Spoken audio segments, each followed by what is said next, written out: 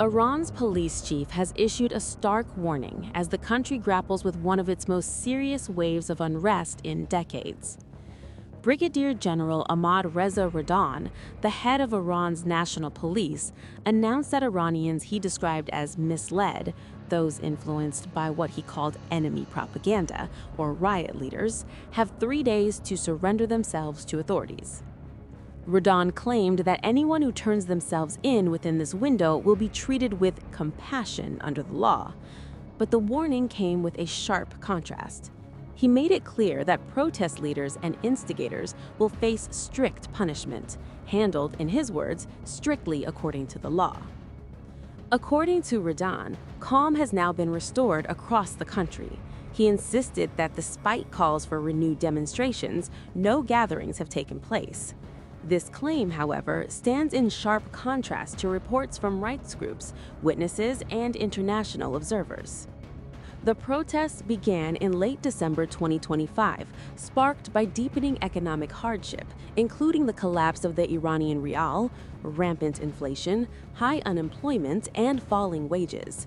What started as economic anger quickly transformed into nationwide anti-government demonstrations. Analysts now describe these protests as the most serious challenge to the Islamic Republic since its founding in 1979. The government response was swift and brutal. An Iranian official has acknowledged at least 5,000 verified deaths, including around 500 security personnel, blaming what it calls terrorists and armed rioters. Supreme Leader Ayatollah Ali Khamenei has admitted that several thousand people were killed, while accusing the United States and Israel of fueling the unrest.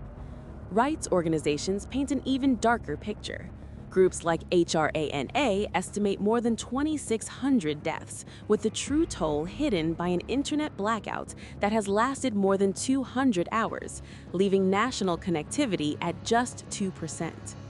Witnesses describe indiscriminate firegun, close-range shootings, heavy tear gas use, and morgues overwhelmed with bodies.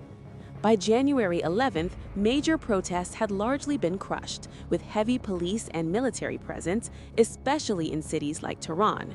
But resistance has not completely disappeared. Low-level activity continues, particularly in places like Zahedan, where a prominent Sunni cleric publicly condemned the regime's violence during Friday sermons. As tensions rise inside Iran, attention has turned outward. The United States has begun repositioning military assets across the Middle East. The USS Abraham Lincoln Carrier Strike Group is moving toward the Arabian Sea and Persian Gulf, bringing with it dozens of combat aircraft and Tomahawk missile capability. Additional U.S. Air Force assets, including fighters and surveillance planes, have appeared in Jordan and Diego Garcia.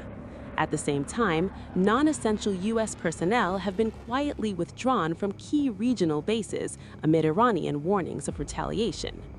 Iran has made its position clear. Any U.S. strike would be met with attacks on American bases across the region. Iran's president warned that an attack on the supreme leader would trigger full-scale war. President Trump's rhetoric has added another layer of uncertainty. Earlier this month, he warned Iran he was locked and loaded and encouraged protesters to seize buildings, promising help was on the way. But days later, Trump pulled back, saying sources told him the killings had stopped and crediting his pressure for de-escalation. This sudden shift left many Iranian protesters feeling abandoned. Analysts warn that U.S. military action would carry serious risks, potentially uniting Iranians around the regime, triggering regional escalation, and threatening Gulf allies. For now, oil markets remain steady, and Washington says options remain on the table. But on the ground in Iran, fear, grief, and uncertainty continue to define daily life. As the 3-day surrender deadline ticks down, the question remains, is this the end of the unrest or just a pause before the next eruption? Subscribe to One India and never miss an update. Download the One India app now.